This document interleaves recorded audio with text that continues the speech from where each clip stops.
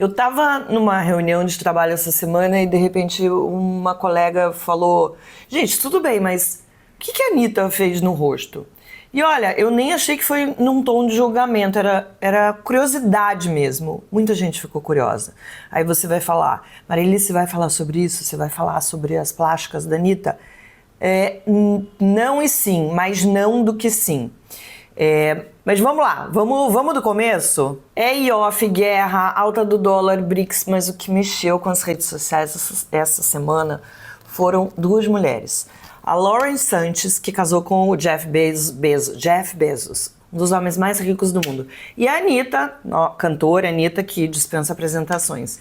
Em comum, o que levou as páginas de fofoca a se agitarem foi a aparência física das duas. No caso da Lauren, gente, caramba, ela é jornalista, piloto, empresária rica, bem-sucedida e, uma coisa que eu achei quase inédita, da mesma faixa etária do bilionário. O Bezos tem 61 e ela tem 55. Só o fato dela não ser uma novinha esposa troféu influencer, já seria de aplaudir de pé.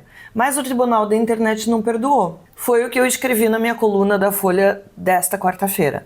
A mulher, se ousar não ser naturalmente fresca aos 55, sem preenchimento, sem esforço, é acusada de não se aceitar. E se ficar confortável demais com a idade, é relaxada, largada, decadente. A saída, gente, não tem. Eu acho que a gente não tem mesmo que comentar sobre o botox, o tamanho do peito, nada. Cada um que faça o que quiser, inclusive a Anitta. Mas uma amiga me provocou, ela falou o seguinte: tá, tudo bem, é isso mesmo, é cruel, mas você acha normal a Anitta fazer tantos procedimentos e mudar tanto o rosto? Vamos lá, eu não vou fugir do assunto. Eu vi um vídeo que fizeram aí com a transformação que a Anitta passou nos últimos anos. É impressionante mesmo a mudança. Eu não vou fingir que eu não fiquei surpresa com essa, a trajetória de como o rosto dela foi mudando nos últimos anos. Mas eu acho que tem uma coisa importante. Eu não conheço a Anitta, aliás, a maioria das pessoas não conhece. Eu não sei o que passa na cabeça dela. Eu não sei nem exatamente o que ela fez. E honestamente, isso é um problema dela. Então, eu não vou falar da Anitta, julgar a Anitta, analisar os contornos da Anitta. Tem só uma declaração da Anitta que pode ajudar nessa conversa. Eu acho que o que a gente pode discutir é porque tantas mulheres se submetem a procedimentos estéticos cada vez mais cedo. É um sinal dos tempos? De onde vem essa busca enlouquecida por um ideal de beleza? E que ideal de beleza é esse? Porque, sério, o que hoje é bonito, no ano que vem talvez não seja mais. Historicamente, a gente viu esse padrão mudar, mas tinha a ver com o formato do corpo, peso, estilo de cabelo, de roupa. De uns anos pra cá, é o formato do rosto, o tamanho dos lábios, da testa. Eu tô perdida, né? Porque eu tenho essa testa enorme aqui. Você sabe, se entrar na moda testinha pequena, aliás, já entrou. Tem gente que já, inclusive, tá diminuindo a testa. Mas vamos lá, o padrão é isso, o tamanho dos lábios, o contorno da bochecha. E isso realmente parece uma doideira. Eu sou Marilice Pereira Jorge, colunista, comentarista do Meio. Eu já fiz procedimentos estéticos, tô com o botox vencidíssimo, tô meio incomodada aqui com essa papada. E eu não vejo nada demais que as mulheres queiram se sentir melhor com elas mesmas. Todo mundo tem aquele dia que acorda, se olha no espelho e pensa: socorro! Mas será que a saída é o consultório do cirurgião plástico? Ou será que é o psicanalista?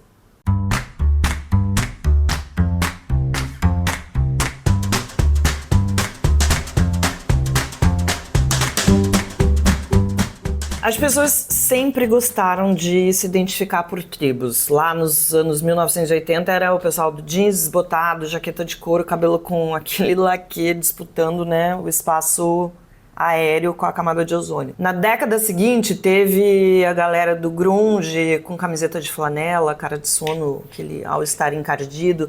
Teve emo, teve clubber, teve blogueira de boina, look monocromático. Sempre existiu esse desejo de parecer parte de um grupo. É humano.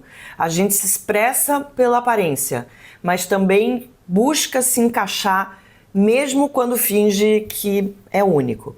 A diferença é que agora esse pertencimento virou um rosto, literalmente. O rosto da harmonização facial, do lifting, da cirurgia plástica. Nariz fino, a mandíbula marcada, a boca em formato de emoji, a bochecha ossuda, a testa de porcelana. Tudo tão parecido que parece filtro. E muitas vezes é. E não é só vaidade. É um desejo de ser aceita, de se sentir parte do mesmo feed, do mesmo padrão. E quando todo mundo começa a se parecer, não é coincidência. É medo de não caber. Por isso, cada vez a gente está vendo mulheres muito jovens mesmo, mudarem o seu rosto a ponto de ficarem muito diferente do que eram originalmente. Não é o incômodo com uma orelha de abano, não é um olho meio caído, não são detalhes. É o rosto inteiro. É o que identifica uma pessoa, que individualiza cada um de nós. O resultado é uma geração de 25 anos cada vez com cara de 50, né? De mulheres que já fizeram muitas plásticas com 50 anos. Só que essas mulheres estão fazendo isso cada vez mais cedo. E a gente está vendo jovens mulheres começarem a usar botox para prevenir rugas futuras. Mudam o formato do rosto com litros de preenchedores para ficarem iguais a todas as outras. O que eu acho muito preocupante não é só essa pressa em tentar prevenir o envelhecimento, mas é que todo mundo tá ficando com a cara exatamente igual. O que é um paradoxo, né? Porque a gente vive numa sociedade em que as pessoas querem se destacar, querem ser especiais, mas acabam sendo engolidas pelo mesmo modelo, pelo mesmo padrão, pelo padrão que está na moda naquela semana. Quando eu era mais nova, a gente tentava copiar o cabelo da atriz da novela, o estilo da roupa, a cor do batom. Para os cabeleireiros, o pior pesadelo era a mulher que chegava lá com a foto de uma atriz ou de uma modelo e pedia para fazer igual. Gente, nunca vai ficar igual, porque o cabelo não é igual, o rosto não é igual, a personalidade reflete no resultado do que é essa coisa da beleza individual. Mas lá fui eu, querer o cabelo da Malu Mader numa novela, Malu Mader diva, mirei na Malu e acertei no Chitãozinho. Só que o cabelo cresce. O que tem gente fazendo hoje é chegar no consultório médico com a foto da Angelina Jolie e pedir uma boca igual. Parece loucura, mas há casos e casos e casos de gente que usa tanto filtro nas redes sociais que não se acostuma mais com a sua imagem real e acha que vai resolver as suas neuras, as suas inseguranças com o bisturi. Olha, eu tenho horror de ficar falando, porque na minha época, mas assim, isso é uma realidade. Quando eu tinha 30 anos, não era impensável uma mulher antes dos 50, dos 60 anos fazer qualquer tipo de cirurgia plástica. Claro que não existiam todas as técnicas que tem hoje, não existiam todos os recursos, os produtos, enfim, a medicina estética no Brasil e no mundo, mas no Brasil, até porque a gente dá muito valor por isso, avançou pra caramba, avançou demais, os recursos estão aí. Mas não é porque eles estão aí que todo mundo tem que usar cada vez mais e cada vez mais cedo. E é isso que me chama a atenção, sabe? A falta de aceitação de mulheres mais jovens, de mulheres que não têm exatamente coisas para melhorar na sua cara. Mulheres que já são bonitas, mulheres que já são únicas, mas que estão tentando entrar numa fila para ficar cada vez mais parecidas. Mais do que os resultados estéticos dos procedimentos que a Anitta fez, que eu nem sei quais são, o que eu acho que vale é lembrar uma frase que ela já disse no passado, que ela diz o seguinte: para mim, fazer uma cirurgia plástica é como mudar o meu cabelo. Será? Será que é assim que as pessoas estão encarando essa cirurgia? Estou falando de todo mundo que está lá indo enfrentar o bisturi cada vez mais cedo. Talvez seja essa a forma que as novas gerações tratem a sua imagem agora, na terceira década do século XXI. Isso não quer dizer que seja normal, que seja saudável. Veja, sem juízo de valor, talvez seja o futuro, talvez em algum momento a gente possa trocar de rosto como quem troca de roupa, como quem usa uma peruca.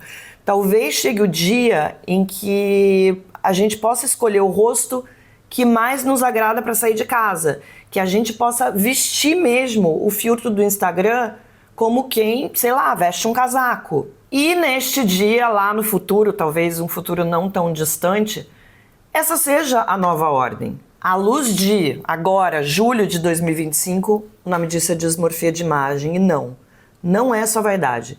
É um desconforto real com a própria aparência, que é agravado por filtros, selfies, comparações que as pessoas fazem constantemente nas redes sociais. Eu faço também. Todo mundo faz. Todo mundo tá se olhando, tá se comparando. Agora, o que muda é o que a gente faz com essas insatisfações. E isso tudo teve um salto quantitativo enorme a partir da pandemia. Pensa bem, em 2021 já tinha até um nome para descrever essa obsessão com a imagem: dismorfia de zoom. Por quê, gente? Todo mundo passou a se ver mais na tela. Até hoje, quando eu tô numa reunião online, eu fico ali analisando a minha cara, né? Ué, provavelmente a maioria faz a mesma coisa, o que era incomum até 2020. Muita gente passou a ver defeitos que ninguém mais via, ou que só apareciam na câmera frontal do celular. O que a gente está vivendo é um reflexo da dismorfia coletiva que virou uma epidemia silenciosa. E não é exagero, é só ver os dados. Aumentou muito a procura por procedimentos estéticos. Não são mais as capas de revista que nos oprimem. É o filtro do Instagram. A pessoa fica apaixonada por aquela imagem que ela cria artificialmente, né, ali no modo retrato, que transforma o rosto numa porcelana. É o aplicativo que afina o nariz, que estica a pele, clareia os olhos. O problema é que esse avatar não existe. É digital, mutante e pior, gente, é insaciável. A jornalista Maria Prata fala sobre essa avatarização das pessoas. Cada um cria um avatar de si mesmo nas redes sociais e quer levar isso para o mundo real. Como? Antes era pelo look, né? Pela roupa, pelo chapéu, pelas coisas que as pessoas vestiam, pela maquiagem que fazia. Hoje é pelo rosto. É o rosto que a pessoa tem ali, que ela cria artificialmente, que ela quer levar para a vida real. Agora, ainda que lá no futuro seja a nossa realidade, agora, nesse momento, né, julho de 2025, eu acho assim muito perigosa a normalização desse novo conceito de beleza. Eu acho mais perigoso os médicos que têm acolhido e estimulado esses incômodos, que não tem absolutamente nada a ver com autocuidado. A gente vive, ou pelo menos finge que vive, né, numa sociedade em que as liberdades individuais são garantidas. Você, todo mundo, tem o direito de ser quem quiser. Por fim, eu quero deixar uma reflexão, que eu mesmo não tenho a resposta. Vamos lá, falando objetivamente de dismorfia de imagem. Porque a gente passou a última década falando em aceitação, em se libertar de padrões estéticos, de valorizar todos os corpos, todos os tipos, todas as etnias. E esse ano eu tô vendo o mundo fazer o caminho de volta. Que é um exemplo prático: todo mundo que quer ser magro, pior, muito magro. Acabou a diversidade de corpos nas passarelas. Os influenciadores que falavam sobre corpo livre estão todos magros por causa dessa febre de Ozempic e Mounjaro. Acho fundamental que as pessoas se preocupem com a sua saúde. Mas será que isso é uma questão de saúde ou é questão de influência do que elas estão vendo nas redes sociais? E agora essa. Todo mundo com o mesmo rosto angulado, com a boca no mesmo formato. E olha, eu não tô falando só de mulheres. Os homens estão aí, ó, na mesma toada. Eu fico com uma sensação meio ruim de que nós, mais velhos, principalmente nós mulheres mais velhas que falamos sobre esses assuntos, que a gente falhou de alguma forma em ajudar as novas gerações a não serem tão dependentes da aprovação da sua imagem. Eu fico me perguntando, será que a gente consegue fazer alguma coisa diferente? Já olhando no futuro, porque assim, hoje as nossas gerações já estão meio cagadas da cabeça. Desculpa, cagadas. A minha geração, a geração que vem logo depois, já tá meio cagada, já tá, sabe, com esse medo de envelhecer. Eu combato todos os dias a vontade que eu tenho de fazer um monte de coisa. Mas assim, eu posso melhorar? Posso. Eu posso mudar completamente a minha cara? Eu preciso fazer isso? Não, pra quê? Eu não quero deixar de ser a pessoa que eu sou. Eu não quero me olhar no espelho e não me reconhecer. Eu fico me perguntando o que né, a nossa geração pode fazer pelas próximas que estão vindo. Ou será que não tem que fazer mais nada? Não dá mais tempo?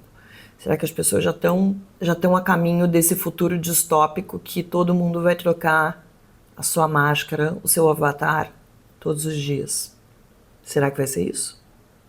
Nós não estamos conversando sobre Israel e Palestina. Nos dividimos em grupos, cada um do seu lado xingando o outro. Pois é sempre assim nas redes sociais. Usamos palavras fortes, tratamos o lado do qual não gostamos com a pior gente que existe. Às vezes fazemos parecer que esse conflito nasceu no 7 de outubro de 2023, ou em 1967, ou mesmo em 1948, e é muito mais antigo do que isso. Eu tive por 10 dias em Israel em fevereiro desse ano. Conversei com políticos árabes e judeus, com ativistas árabes e judeus, com gente nas ruas. Fui do norte ao sul do país. Ao voltar para o Brasil, mergulhei nos livros. O resultado desse trabalho ficou pronto agora. No próximo dia 10 de julho, estreiam no streaming do Meio 3 episódios especiais do Ponto de Partida da série. Tá lá a história e também a política. No todo, no conjunto, os 3 filmes são um clamor pela paz, uma defesa da solução de 2 estados, um para cada povo. Não há outra solução que não essa. Você quer entender o que acontece naquele canto do mundo, numa versão sem heróis ou vilões? Assina o Meio Premium, baixa nosso app. No dia 10, na sua televisão, no seu celular, tablet ou computador, vai estar lá.